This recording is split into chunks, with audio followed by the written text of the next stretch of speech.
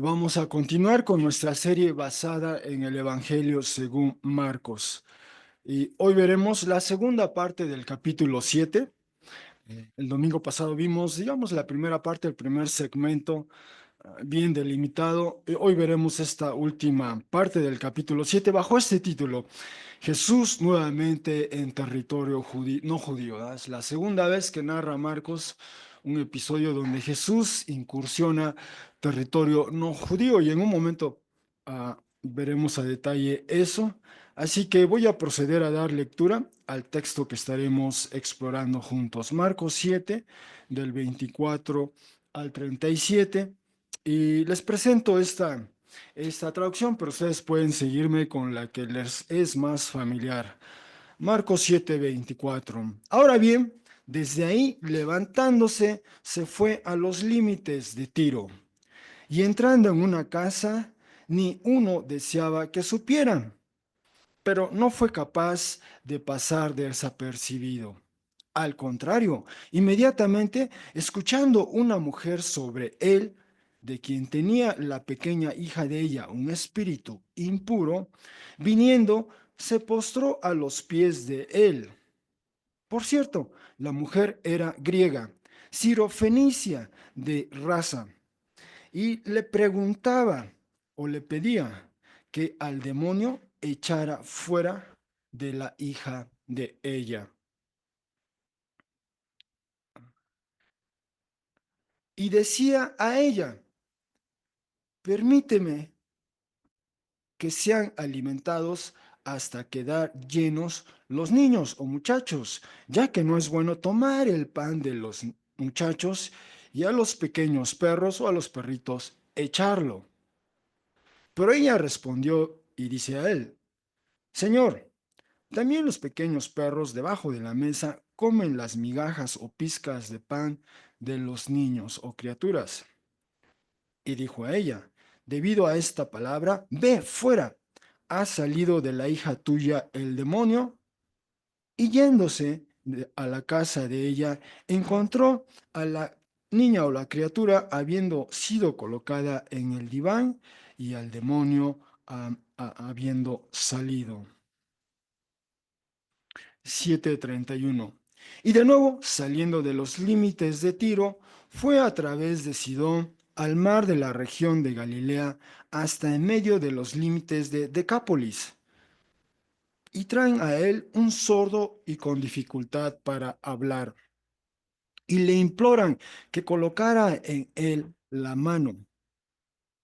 Y tomándole de entre la multitud en privado, puso los dedos de él, es decir, los dedos de Jesús, en los oídos de él, y escupiendo, tocó la lengua de él, y mirando hacia arriba al cielo, gimió profundamente, y dice a él: Efata, lo cual es: sé abierto. E inmediatamente fueron abiertos los oídos de él, y fue suelto, desatado el lazo de la lengua de él, y hablaba correctamente. 7:36. Y ordenó a ellos que a nadie digan, pero cuanto más se los ordenaba, ellos más bien aún más proclamaban en voz alta. Y más allá de toda medida, estaban atónitos o fuera de sus cabales, diciendo: apropiadamente todas ha hecho, y a los sordos hace escuchar, y a los mudos hablar. Bueno, hasta aquí nuestro texto, ah, sí, que estaremos explorando esta mañana. Ah, y bueno, en nuestro servicio, como bien apuntó Rebeca, hemos hecho estas tres lecturas.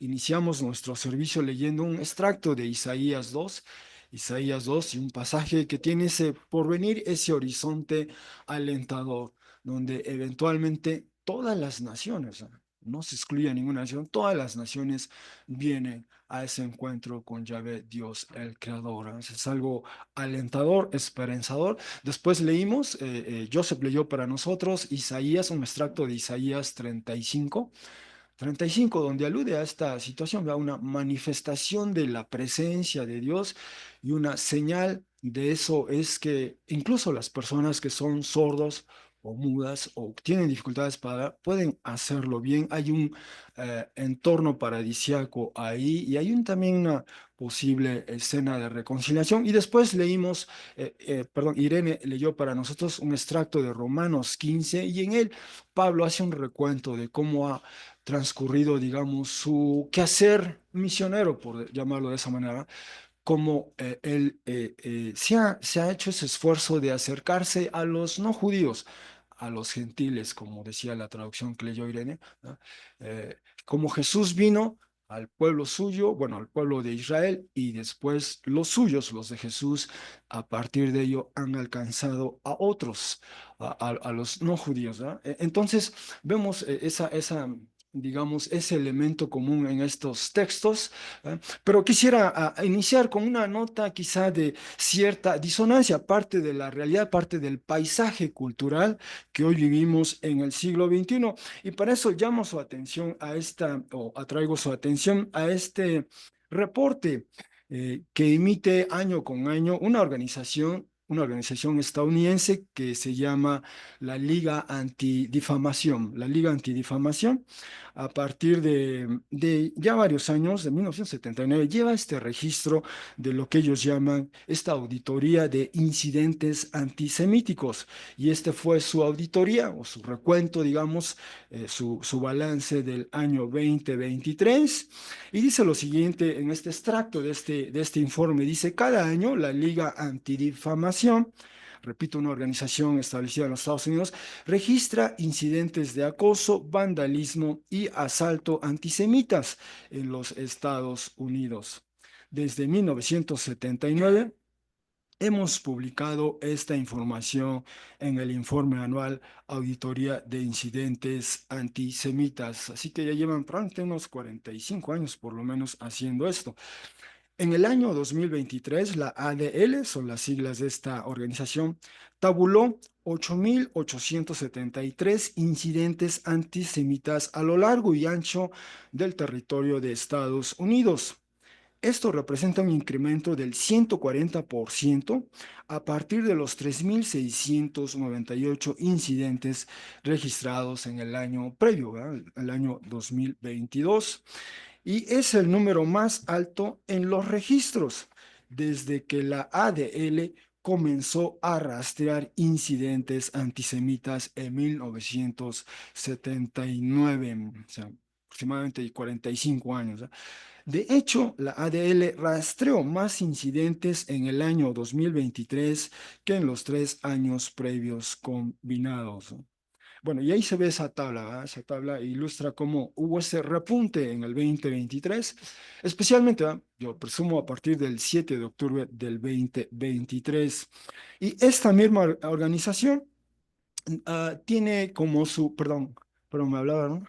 Ah, esa misma organización tiene digamos, como una de sus misiones el difundir en qué consiste esto que se llama antisemitismo. Ofrece una guía, de hecho el sitio web está en inglés, pero también tiene una sección en español y está disponible en español y esta es una presentación de ello. Y solo llamo la atención a qué se refieren ellos con antisemitismo como tal. Y dice lo siguiente, este apartado, la Alianza Internacional para el Recuerdo del Holocausto, esas son sus siglas en inglés, convocó una sesión plenaria de sus 32 países miembros en el 2016. Los investigadores y académicos afirmaron una extensa definición de trabajo que comienza con lo siguiente. El antisemitismo es una cierta percepción de los judíos que puede expresarse como el odio a los judíos.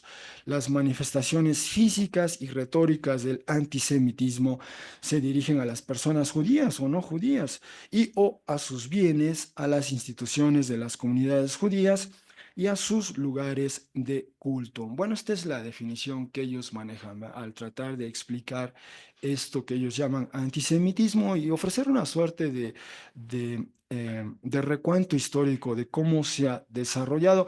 Bueno, a partir de todo esto, y a manera de concluir esta breve introducción, ah, casi el año pasado la revista Time, nuevamente una revista estadounidense, publicó este artículo de portada y que se llama así El Nuevo Antisemitismo, y en realidad es un ensayo. Invitó a un profesor de leyes de la Universidad de Harvard, el mismo judío, a, a reflexionar sobre este fenómeno, ¿va?, que estaba viendo en ese momento.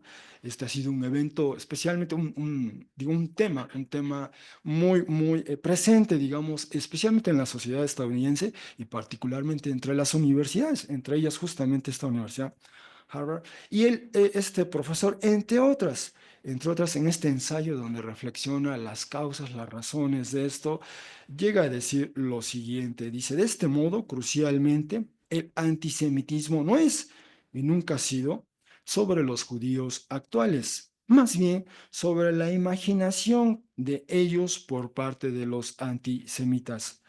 Debido a que esta ideología antisemita no es afín a los hechos de la vida real, su contenido puede ser alterado y cambiado en la medida que las preocupaciones y juicios morales de la sociedad se modifican. La capacidad del antisemitismo para mantener su carácter familiar mientras canaliza nuevos temores también es lo que confiere su capacidad impresionante de reinventarse a sí mismo. Y bueno, continúa el ensayo, ofrece algunas de las razones de por qué de ello. Bueno, con todo esto, solo quería presentar, ¿verdad?, esa parte de nuestro paisaje cultural. Este es un aspecto de la realidad en que vivimos o que viven algunos países, y, y ello debido al tema que hemos comenzado de alguna manera con nuestras lecturas a abordar y que con más detalle estaremos explorando en el texto.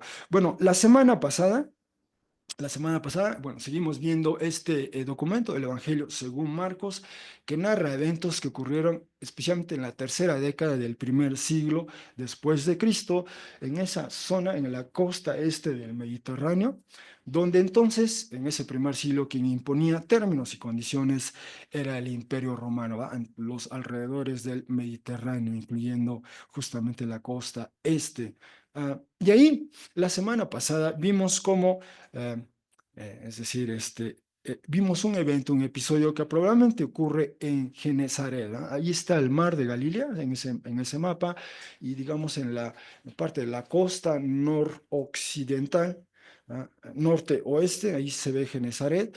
Genezaret, allí es donde llegan los discípulos de Jesús, llega Jesús con ellos y tiene esa conversación, ¿no? Y escucha las objeciones de estos grupos de personas que vinieron desde Jerusalén, algunos de ellos, ¿no?, los fariseos y gramateis, ¿no?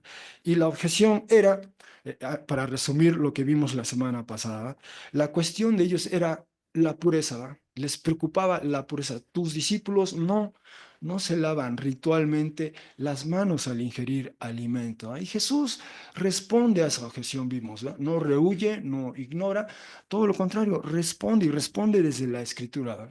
Les hace ver primero que lo suyo es una tradición de seres humanos, no es palabra de Dios, ¿va? No está en la Escritura. Y vimos la semana pasada, era una tradición rabínica, la de que había que lavarse las manos, ese era un proceso ritual antes de consumir esos alimentos, ¿va? Sé que hoy día eso se da por sentado en nuestra sociedad, ¿va? Hay que lavarse las manos antes de ingerir cualquier alimento por cuestión higiénica. Y decíamos, eso alcanzó proporciones épicas durante la pandemia del COVID, ¿verdad? Nos teníamos que lavar las manos por cualquier cosa. Y decía Jesús, ¿verdad?, los alimentos que ingresan al vientre no hacen impuro al ser humano, ¿verdad?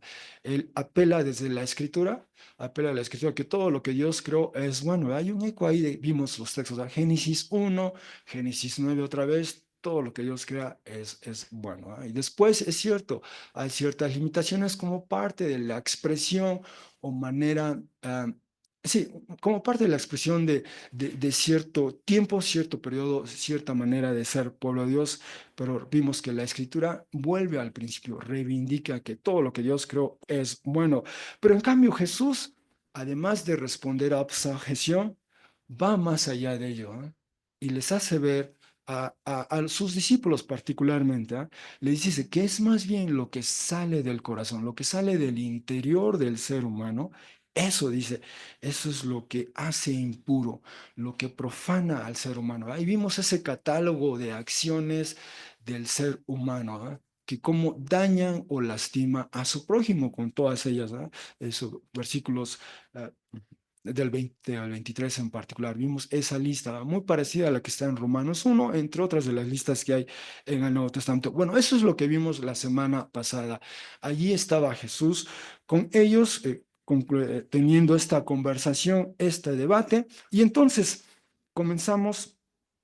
Bueno, por cierto, quería solo decir esto de cómo, o sea, decíamos, ¿verdad? Ese es el gran desafío que nos presenta, por lo pronto el Evangelio, por lo pronto Jesús da, el gran desafío es el corazón humano. ¿Qué vamos a hacer con respecto al corazón? Y decíamos que desde Génesis 6:5, Génesis 8:21, ese es el diagnóstico de la situación, de la condición humana. Esta inclinación natural nuestra hacia el mal, en Génesis 6 se expresa en violencia y corrupción, ¿ah? Y aquí en este catálogo que hace Jesús, todas estas expresiones antisociales. Y solo quería decir, en el Nuevo Testamento, ese es justamente el efecto, el impacto del Evangelio, de creer en Jesús, entre otras, es que limpia, sana, cura, restaura ese corazón, ¿no? Del cual lo que sale afecta, daña al ser humano. Bueno, al ser sanado, al ser curado, más bien será, haremos el bien a nuestro prójimo, esa es la expectativa. Y brevemente cito este pasaje del libro de los Hechos, Hechos 15, en boca del apóstol Pedro, en este debate, conversación que hubo en la iglesia en ese tiempo, aproximadamente año 49. Pedro dice lo siguiente: y quien conoce el corazón, Dios, testificó a ustedes dando el Espíritu Santo a ellos, tal como también a nosotros, y a nadie discriminó, o hizo distinción alguna entre nosotros y ellos, con la fe limpiando sus corazones. Y más adelante dice: por medio de la gracia del Señor Jesús creemos ser salvados, según cuya manera también aplica a aquellos. Es decir, el efecto de creer en Jesús, de tener fe en Jesús, dice Hechos 15:9, limpia nuestros corazones, lo purifica, lo regenera, lo transforma, lo hace apto para hacer lo que Dios quiere que seamos, entre otras. Y ahí está la obra del Espíritu Santo, entre otras. Bueno, habiendo hecho ese recuento express de lo que vimos la semana pasada, vamos a continuar con el texto que hoy nos ocupa. Y decía, el texto de hoy, nuevamente vemos a Jesús incursionando, yendo a zonas donde predominantemente la población ahí es no judía, es un territorio no judío. Y hay dos relatos o dos historias aquí. La primera es este encuentro que Jesús tiene con una mujer judía, o más bien una mujer judía, no judía, aborda a Jesús en realidad. Bueno, dice el texto 7:24. Ahora bien, desde ahí, recordemos de dónde se encontraba, se fue a los límites o fronteras de Tiro y Sidón. Y entrando en una casa, ni uno quería o deseaba que supiera, ¿verdad? O sea, de donde estaban, presumiblemente en Genezaret, de ahí Jesús con los suyos se van más hacia el norte, a territorio no judío, región de Tiro, la antigua Fenicia, y lo que Jesús quería presumiblemente era pasar desapercibido, ¿verdad? Quizá quería un respiro, un descanso, pero dice inmediatamente, escuchando una mujer sobre él, esta mujer tenía una pequeña hija, una hijita. Es justamente el mismo vocablo con el que se refiere el jefe de la sinagoga de Capernaum, que se acerca a Jesús, ese pasaje que vimos en capítulo 5, y tiene a su hijita con una enfermedad terminal, ¿verdad? Y se acerca a él y le pide ayuda a Jesús. Bueno, en el caso de esta hijita, de esta mujer, ella tiene un espíritu inmundo, ¿verdad? Así que el tema de la impureza o de lo que hace impuro a un ser humano continúa con este relato. Dice, viniendo se postró o cayó a los pies de él, cosa que también hizo aquel jefe de la sinagoga, se postró ante Jesús. Y luego tenemos este paréntesis: la mujer era griega, Ciro-fenicia, de ascendencia o de raza, y le pide a Jesús, ¿verdad?, que al demonio echara fuera de la hija de ella. Esta es la petición. Bueno, lo primero que quiero precisar es esto: Jesús está otra vez en territorio no judío. Ya en el mismo Evangelio, justamente en Marcos 3:8, bueno, nos dice que vienen a Jesús gente de muchas partes, dice 3:7, y mucho gentío de la región de Galilea fue tras él, y no solo de la región de Galilea, sino también más al sur de Judea, de Jerusalén y de otras partes, todavía más al sur. Sureste, Edom, dice del otro lado del Jordán, y luego del norte o más hacia el norte de Turos o Tiro y Sidón. ¿Eh? Ya la fama de Jesús había trascendido la zona de Galilea, iba más hacia el sur, más hacia el norte, y entre ellos Tiro. Ya se sabía algo de Jesús, así que Jesús va a Tiro y no puede pasar incógnito. ¿Ah? Ya sabían algo de las gentes de ahí, algo habían ya escuchado de Jesús, especialmente esta mujer ya había escuchado algo de él. Así que si decíamos que ellos estaban en Genezaret, ¿ah? De acuerdo a los versículos previos, de ahí, de alguna manera, decide Jesús ir todavía un poquito más hacia el noroeste, ¿va? Hacia la zona, se alcanza a ver en el mapa de Tiro, Sidón, por ahí, por esa zona. ¿Va? Y bueno, de acuerdo a esta observación de este autor en una revista de arqueología bíblica, dice el territorio de Fenicia fue subyugado en turno por los imperios, perdón, asirio, babilónico, persa y helenístico, pero sus colonias continuaron disfrutando cierta autonomía hasta el segundo siglo antes de Cristo y eventualmente llegó Roma, ¿va? Y Roma es digamos, el quinto imperio que después impone términos y condiciones. El pueblo fenicio se extendió a lo largo del norte de África, sur de España, algunas islas en el Mediterráneo y especialmente la costa este del Mediterráneo, lo que antiguamente se llamaba el Levante. Allí estuvo la presencia fenicia. Así que a ese territorio, a territorio fenicio, a territorio no judío, digamos, va Jesús, ¿va?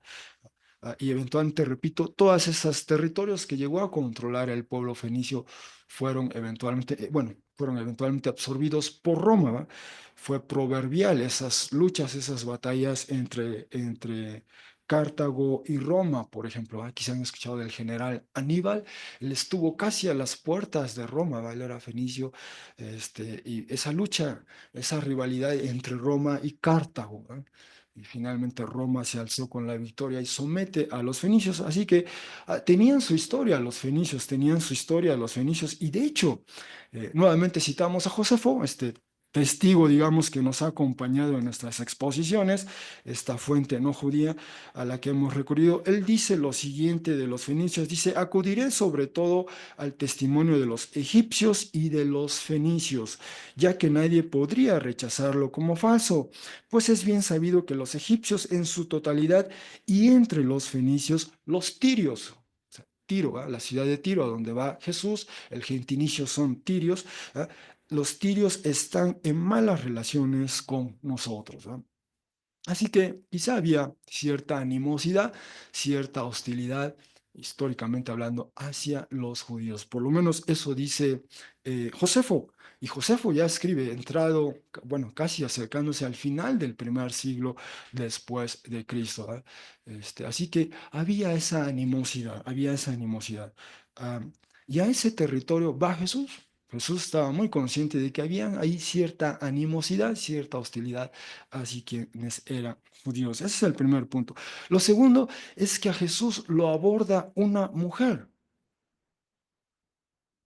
¿Y cómo reacciona Jesús? Porque según las convenciones de aquel tiempo, especialmente otra vez las convenciones rabínicas, ¿no? Esto no es palabra de Dios, sino esto eran, como dijo Jesús, ¿no? En los versículos previos, son tradiciones de seres humanos. ¿Qué recomendaba la literatura rabínica? Bueno, según el Talmud babilónico, en este apartado o tratado que se llama Abot de Rabí Natán, Abot quiere decir el padre, ¿no? En hebreo, dice: un hombre no debería estar solo con cualquier mujer en un hostal, incluso con su hermana o su hija, debido a lo que la gente pensara. Él, es decir, el hombre, no debería charlar con una mujer en el mercado, incluso con su propia esposa, mucho menos con otra mujer, debido a lo que la gente dirá. Entonces, estas son las convenciones sociales. Y quizá recordemos, algunos quizás recordemos el pasaje de Juan 4. ¿No? Jesús llega a un pozo, está un poco cansado, fatigado, tiene sed. Llega una mujer también a ese pozo y Jesús, sin más ni más, ¿verdad?, rompe estas convenciones y le pide a esta mujer, ¿verdad?, dame de beber. Y ella, claro, pues primero le dice, tú eres judío, yo soy samaritana. Hay una rivalidad ahí también, que después en otra ocasión veremos, ¿verdad? Pero además, él es un hombre y ella es una mujer, ¿verdad? Y se supone que eso no debería pasar en público. Y cuando regresan sus discípulos, dice el texto en Juan 4:27, ¿verdad?, que se sorprenden. ¿Cómo Jesús hablando con una mujer aquí en público? Pues sí, Jesús hizo eso, ¿ah? Presumiblemente lo hizo varias veces. Y aquí a Jesús no le importunó el que llegara una mujer.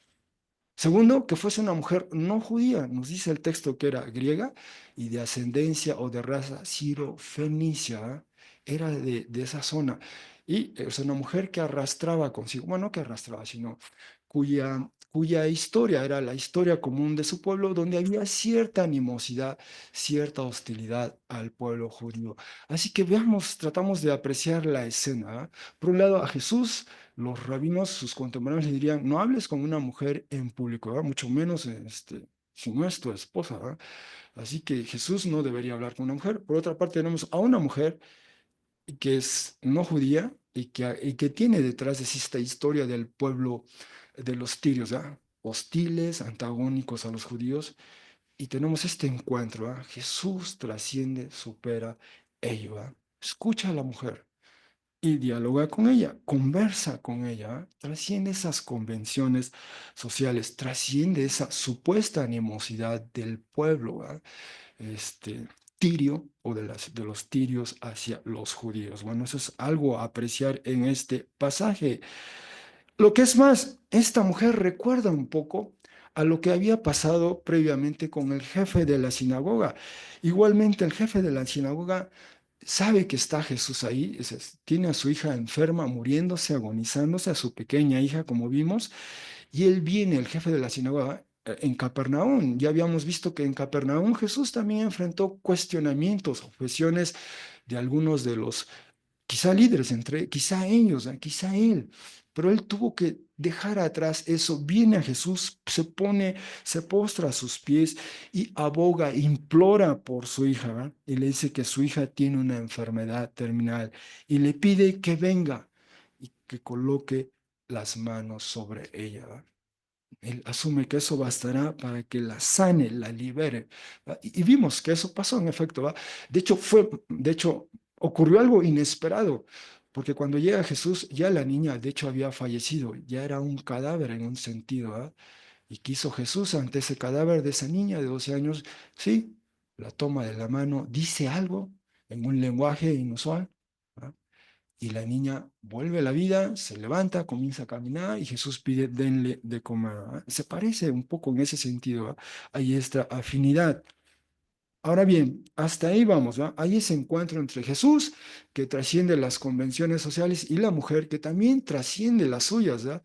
Es mujer, pero se acerca a hablarle a un hombre, es una mujer no judía, le habla a un judío, es una mujer donde en su pueblo hay cierta animosidad, hostilidad hacia los judíos, pero se acerca a Jesús aún así, ¿va? De los dos vemos algo inusual. ¿Y qué ocurre en este encuentro? Y decía, le pide a Jesús, ¿verdad?, que expulse, que eche fuera ese espíritu inmundo, ese demonio. ¿Y cómo le responde Jesús a esta petición? Primero dice Jesús esto: permite primero o deja primero que sean alimentados hasta quedar llenos los niños o muchachos, ya que no es bueno tomar el pan de los niños y a los pequeños perros o a los perritos echarlo. Esa es la manera en que responde a Jesús. Y quizá a nosotros nos desconcierte. ¿Por qué responde? ¿Qué quiere decir Jesús con esta manera de responderle a la mujer? A la mujer le está pidiendo que su hija pequeña, como vimos en la historia previa de este jefe de sinagoga, cuando usa el mismo vocablo, su hija tenía 12 años, ¿verdad? Quizá aquí también, esta es una niña quizá antes de cruzar el umbral de la pubertad, ¿verdad? Pero así responde Jesús de una manera quizá para nosotros enigmática. ¿Por qué dice esto Jesús? Que sean alimentados, o sea, que primero sean alimentados hasta quedar llenos, y esa es la expresión, quizá recuerden, con la que se describe a la multitud, a los más de 5,000, que a partir de 5 panes y 2 peces participaron en ese simposio, ¿va? En ese festín. Así dice el texto, quedaron alimentados hasta quedar llenos o satisfechos, ¿va? Fueron alimentados hasta quedar llenos o satisfechos. Y es la misma palabra que utiliza Jesús, ¿va? Y quizá hay un eco de ese episodio, ¿no? Reciente, ¿va? Relativamente reciente en la historia. Pero ¿por qué dice Jesús esto? Primero, tienen que quedar alimentados estos niños, no hay que dar el pan, no es bueno tomar el pan de estos niños o muchachos y echarlo a los perritos, dice, a los pequeños perros, ¿no? Quizá ah, en la, había esta o por lo menos en la escritura, en todas esas referencias que están ahí, segunda de Samuel 16:9, Salmo 22:16, e incluso en el Nuevo Testamento, Pablo dice en Filipenses 3:2, usa esta expresión, ¿va? Perro, perro para referirse de una manera quizá quizá despectiva a otra persona, ¿va? No necesariamente una persona de distinta raza, ¿va? Pero simplemente alguien que nos incomoda, que nos es hostil, antagónico. En todos esos pasajes la constante es, se usa ese vocablo perro como de una manera peyorativa, ¿va? Una manera despectiva, ¿no? Ah, y ha habido este argumento, esta conversación, si Jesús está usando ese sentido del término aquí en esta respuesta a la mujer.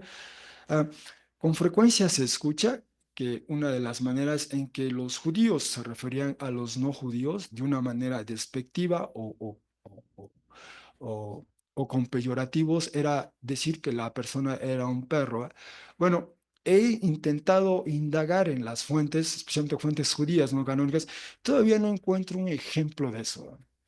Es decir, sí en la escritura se usa ese término para referirse a alguien del mismo grupo racial, digamos, ¿ah? Pero de una manera despectiva o peyorativa, eso sí va, pero todavía yo no encuentro un texto donde explícitamente un judío le está hablando a un judío y usa el vocablo perro, ¿ah? Para referirse a él. Todavía no encuentro eso, ¿ah? Algunos dicen que existe eso, bueno, a mí todavía no me consta, ¿va?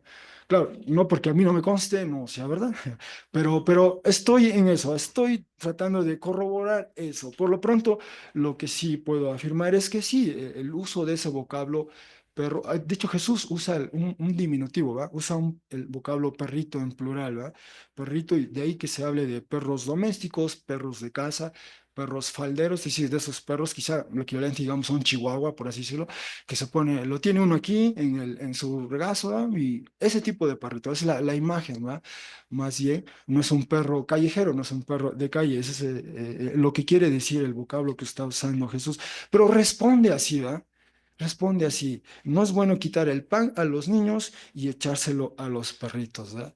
Y ella responde, dice, Señor, Odón, ¿va? Ella usa un vocablo, el vocablo curios, pero en su forma vocativa. Esto quiere decir como un término de respeto, ¿ah? Como decimos hoy, señor don, no sé si señor don Juan, señor don, o don Juan, ¿verdad? Algo así, es ese tipo de expresión, ¿verdad? Dice, señor, también los pequeños debajo de la mesa, los pequeños perros, ¿verdad? Comen las migajas, ¿no? Este, y sí, bueno, supongo que a lo mejor ha sido la experiencia de algunos de ustedes, ¿no? Si tienen por ahí un perro, pero a veces caen las cosas de la mesa y pues es cierto, ¿no? Los perros comen de las migajas o de las pizcas, de los pedazos que caen de comida. Y dijo a ella Jesús, debido a esta palabra, ve fuera, ha salido de la hija tuya el demonio, y yéndose a la casa de ella, encontró a la criatura habiendo sido colocada en el diván, o sea, ya estaba descansando ella. Es decir, este espíritu impuro o inmundo, como hemos visto, especialmente lo vimos en capítulo 5, esta legión de espíritus, cómo disminuían a esta persona, le hacen menos. Y esta mujer, esta niña, perdón, ahora está reposando en un diván y el demonio ha salido, ¿va? Hay una nueva vida para ella, ¿va? Justo quizá en el umbral de la pubertad, como decíamos con la niñita el jefe de la sinagoga, ¿va? Empieza una nueva vida, quizá ingresa ya a la vida adulta, comienza a desarrollarse y a alcanzar su potencial como mujer. Pero bueno, lo que quiero destacar es esto, ¿va? Recordemos, Jesús está en territorio no judío y allí tiene este encuentro con una mujer no judía cuyo trasfondo, bueno, cuya historia, la historia de su pueblo es, hay cierta animosidad a los judíos y Jesús usa este lenguaje, ¿ah? De no dar la comida, no es bueno tomar el pan de los niños y dárselo o echarlo a los perritos. Bueno, aquí quizá en esta manera un tanto enigmática, un tanto cifrada, un tanto críptica de tratar de entender por qué le dijo Jesús esto a esta mujer, el evangelista Marcos nos está diciendo, ¿va? Bueno, esta es la manera en que Jesús está comunicando que primero Jesús se está concentrando en su misión, ¿va? Él vino a los suyos primero. No es que no importen los que no son suyos. Cuando digo suyos es a los de su raza, digamos, a los judíos, ¿verdad? Como dice el Evangelio Juan 1, a los suyos vino, los suyos no le recibieron, dice Juan, ¿verdad? Pero a los que recibieron, a los que creen en su nombre, les dio potestad de ser hechos hijos de Dios. Bueno, eso es lo que hemos leído, por ejemplo, en Romanos, ¿verdad? Es lo que dice Pablo. Jesús vino primero a los suyos, vino a redimirlos, a salvarlos y a partir de sus agentes, de sus discípulos, a alcanzar a otros. Debo decir que no es la primera vez, bueno, lo hemos dicho, no es la primera vez que Jesús incursiona en territorio no judío.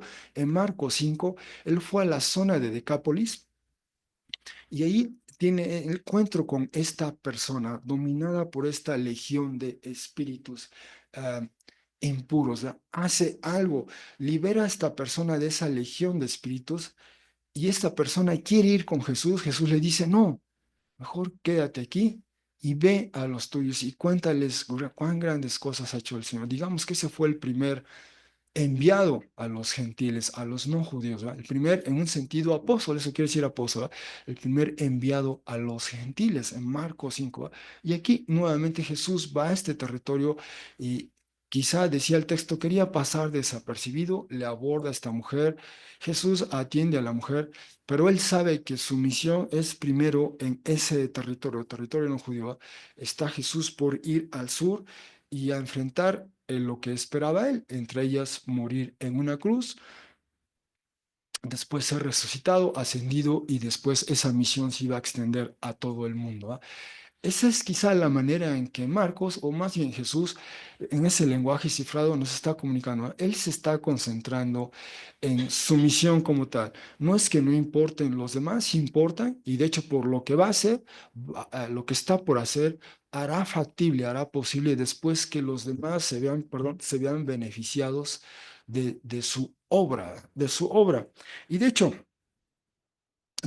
quizá si recordamos de nuestra serie de hace algunos meses, basada en Génesis del 11 al 25, cuando seguimos a Abraham y Sara, llegamos al capítulo 12 de Génesis y dijo Yahvé Dios, Yahvé a Abraham, vete de tu tierra natal y de la casa de tus padres a la tierra que yo te mostraré y déjame convertirte en una gran nación, déjame bendecirte, déjame engrandecer tu nombre, sé una bendición y déjame bendecir a quienes te bendicen, a quien te haga menos, maldeciré, y serán bendecidas en ti todos los clanes, ¿ya? Del suelo o de la tierra, ¿va? Y posteriormente en Génesis 19, todas las familias de la tierra. Así que Dios llama a esta pareja primero, ¿va? Y después a los descendientes de ella, y la intención es que a través de ellos va a mediar esta bendición para todas las naciones. ¿Va? En algún momento esta misión de Abraham, bueno, más bien de los descendientes de Abraham, se frustra, pero Jesús recupera esa misión y es a través de él que alcanza a plenitud su cumplimiento. ¿Ah? A través de Jesús son bendecidas todas alcanzan a todas las naciones. Y es lo que decía Pablo, ¿ah? Por medio de Jesús, bueno, los gentiles participan en ello y esa es la misión de Pablo, el apóstol, después ya hablando en las décadas de los 50. Yo voy a estos territorios, a los territorios donde están primordialmente no judíos, ¿ah? A estas otras razas, naciones, hay que alcanzar, y ese era el punto. Así que, de una manera cifrada, peculiar, este texto, esta manera en que Jesús responde a la mujer y cómo le responde a ella, y Jesús atiende a la petición, es como un signo, una señal, ¿ah? Un indicador de que esto que en pequeña escala y en ese lugar, especial hizo Jesús, eso se va a extender a todas las naciones, ¿va? A todos los pueblos no judíos, ¿va? Jesús comenzó con el pueblo judío, pero de ahí el evangelio es para todas las naciones. Diría Pablo, ¿va? El evangelio, de hecho, quizá lo tengo aquí esta cita, ¿no? Dice Pablo en Romanos 1:16, ya que no estoy avergonzado del Evangelio, ya que poder de Dios es para liberación o salvación a toda persona quien cree, tanto al judío en primera instancia como también al griego. ¿Ah? Y aquí tenemos esa instancia, tenemos una mujer griega que experimenta esa bendición, esa salvación, esa liberación. Su hija, es cierto, ¿va? Pero ella aboga ante Jesús y recibe esta respuesta favorable.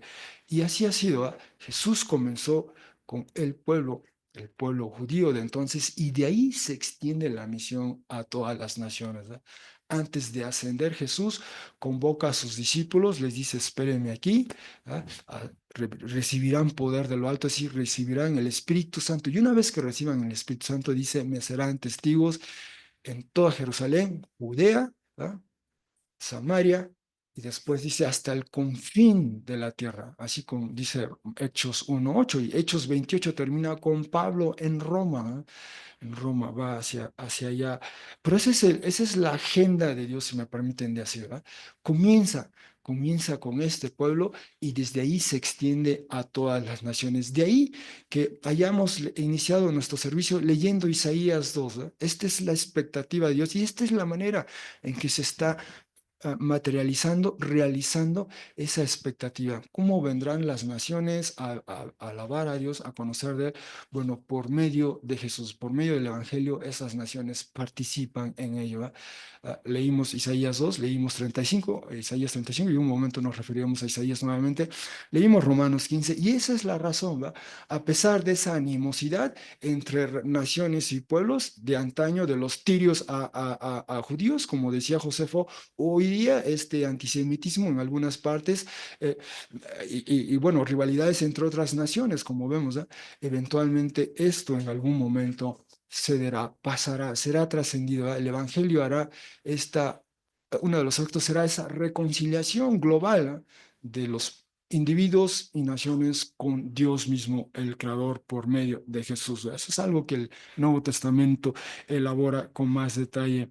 Así que esto es lo que ocurre con esta mujer. Ahora, algo extraordinario, además de, me regreso al pasaje, es que es la primera vez que vemos en este relato de Jesús, donde Jesús, digamos de una manera remota, a la distancia, solo por esta conversación, dice en 7:29, debido a esta palabra, ¿verdad? A esta manera en que respondió esta mujer, y en un sentido, eso encierra fe, podríamos decir, ¿verdad?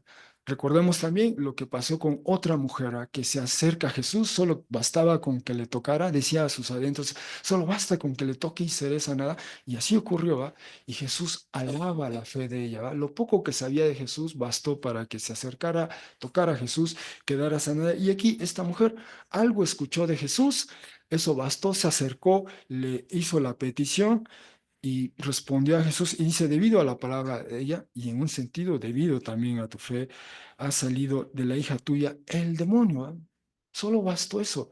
Y a la distancia, Jesús ya no tuvo que ir a donde está va esta niña, ya no tuvo que colocar sus manos, simplemente bastó que esto ocurriese y ya ese demonio, ese espíritu inmundo salió de esta niña. ¿Va? Esto es algo peculiar, es una nueva faceta, una nueva etapa en esta manera en que procede Jesús.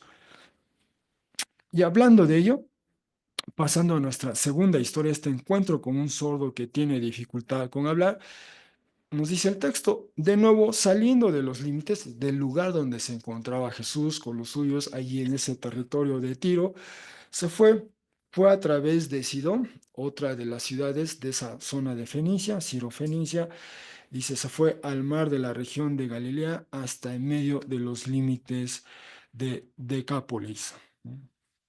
Ah, ya es la segunda vez que nos encontramos en esta región. En capítulo 5 de Marcos nos dice que Jesús con los suyos fue al otro lado del mar, a la región, dice, campirana de los Gerasenoi, y más en 5:20 nos dice que se encontraba justamente en Decápolis.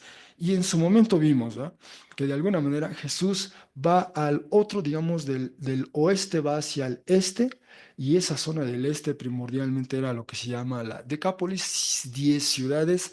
Había incongruencia a veces entre los relatos de cuáles eran exactamente esas 10 ciudades, pero lo que sí se puede establecer es que en esa zona, Decápolis, de donde estaban esas 10 ciudades, la población era preeminentemente no judía, ¿va? Era un territorio no judío. Los usos, las prácticas, las convenciones sociales distancias, de hecho, contradecían el estilo de vida judío, ¿va? Entre ellas, por ejemplo, criaban cerdos, podían comer carne de cerdo, ¿va? No tenían objeción con ello, como si era el caso de los judíos, por destacar algún aspecto. Así que Jesús deliberadamente, el texto solo dice que de alguna manera va por Tiro, Sidón, a través de Tiro, Sidón, al mar de la región de Galilea, hasta en medio de los límites de Decápolis. ¿Dónde exactamente?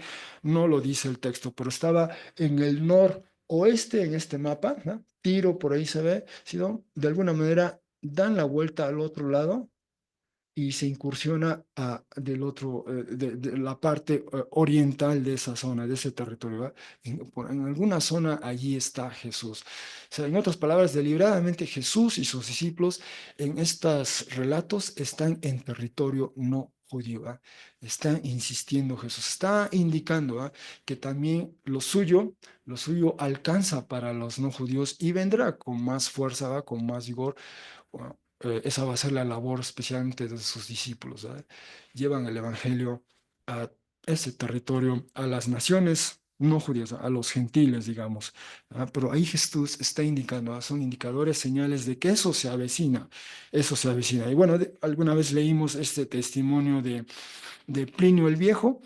Él decía que la región dice, limita con ella por la parte de Siria, la región decapolitana, llamada así por el número de sus poblaciones, en el que no todos incluyen las mismas, pero la primera es Damasco, fértil por los canales de riego que absorben el río Crisorra, Filadelfia y Ráfana, todas retiradas hacia la parte de Arabia, Escitópolis, llamada así por los escitas, llevados a ella antes Nisa, por la nodriza del padre Liber, que la sepultó allí, Gádara, bañada por el Hieromice, allí donde, Gádara, perdón, y la ya citada Hipo dio Pela con abundancia de agua, Garasa y Cánata, ¿verdad? Esas son las 10 ciudades que enumera Plinio el Viejo. Bueno, pero el texto no precisa cuál de ellas llega Jesús, solo nos dice que llega a la región de Decápolis. Otra vez está ahí. Y ahí dice, perdón,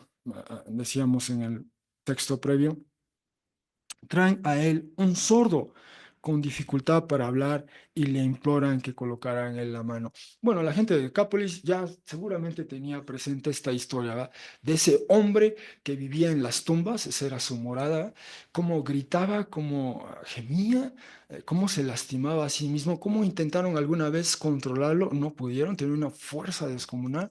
Bueno, si Jesús pudo transformar a ese hombre, ¿va?, liberarlo de eso que lo oprimía y que lo hacía que se dañara a sí mismo. Si Jesús hizo eso, seguramente algunos pensaron, pues podrá hacer algo con esta persona sorda y que además tiene dificultad para hablar, ¿no? Eso ya sabían, ya había ocurrido algo en Decápolis, eso seguramente, eso ocurrió, se informó, se supo de ello, ¿verdad? Así que, es decir, si eso hizo con este hombre, ¿cómo no podrá hacer algo con esta persona, sordo y con dificultad para hablar? Y por cierto, el vocablo con dificultad para hablar es la única vez que aparece aquí en todo el texto en griego del Nuevo Testamento, pero ese es el que usa Isaías 35:6 en la versión en griego, el pasaje que leyó para nosotros Joseph. Bueno, continúo. Así que le imploran. ¿Qué le piden a Jesús? Que coloque la mano en él. Solo basta que tú coloques la mano y esta persona que es sorda y que tiene dificultades para hablar va a ser sanada. Pero repito, ya había un antecedente, ¿verdad? Ya había un referente. Jesús fue a esa zona y allí liberó a esta persona que se hacía daño a mismo, que se lastimaba a sí mismo, que seguramente era un riesgo para el resto de los vecinos. que habitaba en esa, era, el cementerio era su hogar, ¿verdad? O sea, ¿quién vive? ¿Qué tiene que pasarle a una persona para que haga del cementerio su hogar? ¿verdad? ¿Qué tiene que pasarle a una persona para que se dañe, lastime a sí misma? Para que no conviva con otros, ¿verdad? Los espíritus le habían disminuido a esta persona. Si Jesús liberó a esa persona, seguramente puede hacer esto con él. Y además recordemos, esa persona que fue liberada o sanada, justamente su misión fue ir a Decápolis a compartir lo que Jesús hizo con él, ¿va? Así que ya había ese precedente, ¿va? Alguien ya les había dicho de Jesús. Así que traen a esta persona a Jesús. Eso no nos debería sorprender. Así que llega Jesús ahí, le traen a esta persona y ¿qué es lo que hace Jesús? Le toma de entre la multitud y dice en privado, no dice el texto a dónde fue exactamente, a una casa, a un lugar apartado, solitario. No lo precisa, simplemente le sustrae, le extrae de la multitud y se va aparte con él. Y seguramente, además de él, sus discípulos, ¿verdad? Pero la multitud, pues, se quedó quizá viendo a la distancia a donde haya ido Jesús, ¿verdad? ¿Y qué es lo que hace Jesús? Hace también algo novedoso. Hasta ese momento, esto es novedad para nosotros. Lo que hace Jesús dice, pone los dedos de él, los dedos, o sea, los dedos de Jesús, los pone en los oídos de él, ¿no? Ahora, este es el primer, o sea, es una persona sorda, ¿eh? Desde luego, si Jesús le hablaba a él, no le iba a escuchar, ¿verdad? Así que, ¿cómo entendería esta persona esa respuesta de Jesús? Bueno, a través del tacto, ¿verdad? Si Jesús le coloca los oídos, siente que alguien está ahí, ¿verdad? Alguien le está tocando. Jesús pone sus dedos en los oídos y luego dice que escupe. Escupiendo tocó la lengua de él. Lo más probable es que Jesús escupió en una de sus manos y luego con su mano toca la lengua de él. Así que al mismo tiempo coloca sus dedos en uno de en los oídos y luego escupe y toca la lengua de él. Y luego Jesús hace algo que ya le hemos visto hacer en Marcos 6:41, cuando él toma de los 5 panes y 2 peces, expresan 5 panes, dice que los toma mirando hacia arriba, hacia el cielo, exactamente la misma frase que tenemos en 7:34, es exactamente la misma frase, es la que aparece en 6:41, ¿no? En ese caso Jesús tenía unos panes en su mano, ahora tiene en sus manos, por así decirlo, sus dedos en los oídos de esta persona y en la lengua de él, ¿no? Pero mira hacia el cielo y Jesús nos dice el texto que gime profundamente, ¿no? O suspira profundamente. ¿Por qué haría eso Jesús? ¿No? El texto no elabora por qué, pero quizá esta persona que le tenía dificultades para hablar, quizá lo que más hacía esta persona era gemir, ¿no? Era sorda y a lo mejor gemía más que hablaba, ¿verdad? Y Jesús hace algo como lo que esta persona hace, gime profundamente. Y entonces dice, Efata, ¿no? Y Marcos tiene que traducir para nosotros esa voz, ese sonido, ¿verdad? Hay todo un debate en si esto es arameo, si esto es hebreo. ¿Verdad? No está resuelto el debate, sigue, continúa, ¿verdad? No está del todo claro si esto es hebreo, si esto es arameo. Pero lo que quiere decir esto, según Marcos, es lo cual es se abierto, ¿verdad? Y de nuevo cuenta, Marcos registra esa voz, este lenguaje peculiar de Jesús, así como cuando fue a estar frente a el cadáver de la niña, ¿verdad? Y dice algo, ahí sí nos dice que nos dice algo en arameo y lo transcribe Marcos, ¿eh? Y normalmente aquí Marcos transcribe porque es la primera vez que vemos a Jesús teniendo este contacto con su, vamos a decir, paciente, ¿va? Eh, las manos en el oído, le había puesto saliva suya en su lengua, gime profundamente, y solo dice la palabra, efata, y dice inmediatamente, fueron abiertos los oídos de él y fue suelto o aflojado o desatado el lazo o atadura de la lengua de él y hablaba correctamente. Así que esta persona experimenta justamente lo que leímos en Isaías 35. ¿Ah? Isaías 35 habla también de esta expectativa en el porvenir, de este pueblo que vuelve del exilio. ¿Va? Se manifiesta la presencia de Dios ahí. ¿Y cómo se palpa, cómo se verifica la presencia de Dios ahí? Entre otras cosas, hay una lista de varias cosas, pero entre ellas dice que los sordos vuelven a escuchar y los que tienen dificultad para hablar vuelven a hablar bien. ¿No? Y ahí está Jesús dando expresión a esta expectativa del profeta Isaías siglos atrás, pero lo extraordinario es que ocurre no en territorio judío, sino en territorio no judío. Esta persona es muy probablemente una persona no judía. Y esa persona no judía también es traída, vive esa vuelta al exilio como era la expectativa en Isaías. ¿Va? Esta persona es parte también del pueblo de Dios. Se incorpora a esta persona que es no judía al pueblo de Dios de hoy día, ¿va? Y disfruta de la presencia de Dios y esta presencia de Dios, entre otras, le hace ser una persona que puede escuchar bien y hablar correctamente. Es decir, vuelve a ser una persona plena, completa. ¿Va? De eso se trata. Restituye, sana, cura. Otra vez, ese es el efecto, el impacto de la fe en Jesús, del Evangelio de Jesús, de lo que Jesús hace. Restaura, reivindica, hace nuevas, hace completas otra vez todas las cosas y ellos nos incluye a nosotros. ¿Va? Materializa, cumple, se cumple a plenitud esta expectativa de Isaías. ¿Va? Es un signo, una señal de que también para los no judíos, la salvación es para ellos también, ¿verdad? Judíos y no judíos. Y hemos visto ya dos instancias de una mujer que rompe las convenciones sociales porque se acerca a una mujer tiria, ¿va? Con esa historia de animosidad de los gentiles, va y habla con Jesús. Y ahora de este hombre, ¿no? Igual en territorio no judío, probablemente era un no judío él, y vive a plenitud esta salvación prometida en Isaías 35 para aquellos que volverían del exilio y estar nuevamente en este entorno casi paradisiaco, por ponerlo en esos términos. Mm. ¿Y qué ocurre después? Después de este evento, bueno, Jesús ordena a ellos. ¿Quiénes son ellos?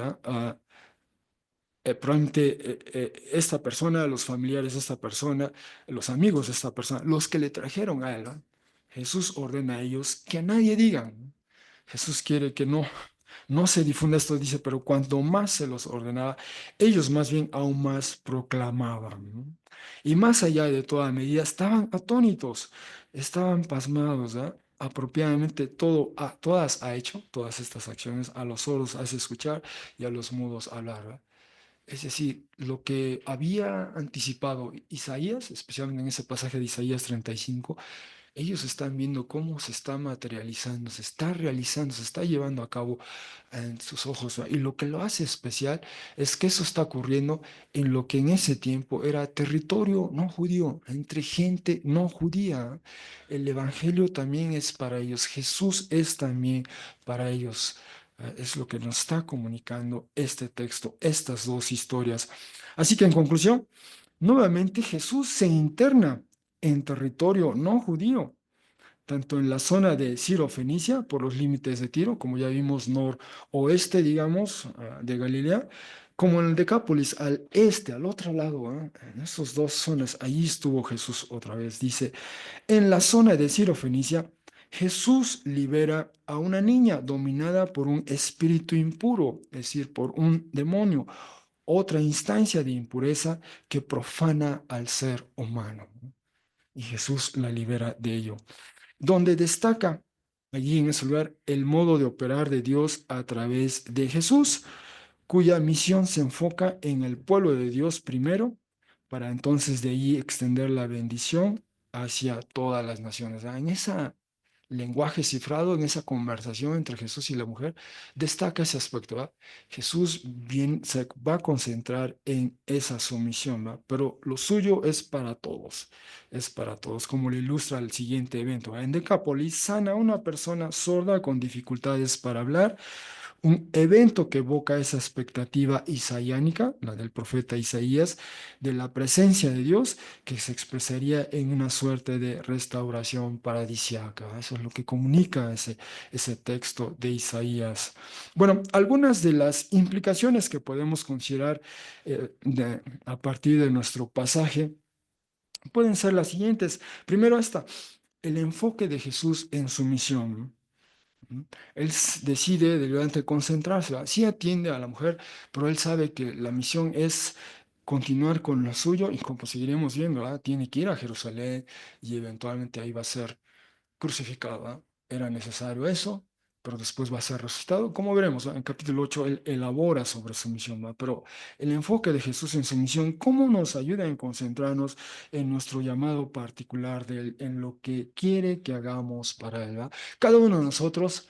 eh, si hemos creído en Jesús, si tenemos fe en Él, si su Espíritu Santo ha venido en nosotros y por lo tanto por ello ha limpiado, ha purificado nuestro corazón, ¿va? Cada uno de nosotros entonces es llamado a hacer algo puntual y particular. Es cierto, hay muchas necesidades, muchos proyectos a llevar a cabo, pero nos llama a nosotros en particular, a cada uno de nosotros, ¿va? A hacer algo puntual, ¿va? Y así que, ¿cómo nos ayuda este pasaje, ¿va? Hay que enfocarnos en nuestro llamado, hay que atender nuestro llamado. Jesús llama a otros a hacer otras cosas, otras actividades, ¿verdad? Que quizás están fuera del alcance de nuestro llamado. En algún momento quizá podemos apoyar, animar, alentar, pero hay otras que definitivamente están fuera de nuestro alcance, ¿verdad? Y es nuestra tarea concentrarnos, enfocarnos en aquello que Jesús nos llama a hacer. Ese es un aspecto. El otro, bueno, Jesús trascendió convenciones sociales para atender a aquellos en necesidad. Se recomendaba la literatura rabina, no hables con una mujer, especialmente en un lugar público, mucho menos si no es tu esposa. Este, y Jesús, vemos en los evangelios que Él trasciende esas. Hay una necesidad que atender. En la famosa historia así llamada la mujer samaritana, en esa conversación, en ese diálogo, la mujer va, avisa de Jesús, vuelven a él y toda esa comunidad cree en él, por ejemplo, ¿ah? Cómo fue transformada la vida de esa mujer. Y aquí esta otra mujer, ¿ah? Viene a Jesús y Jesús y interactúa Jesús con ella.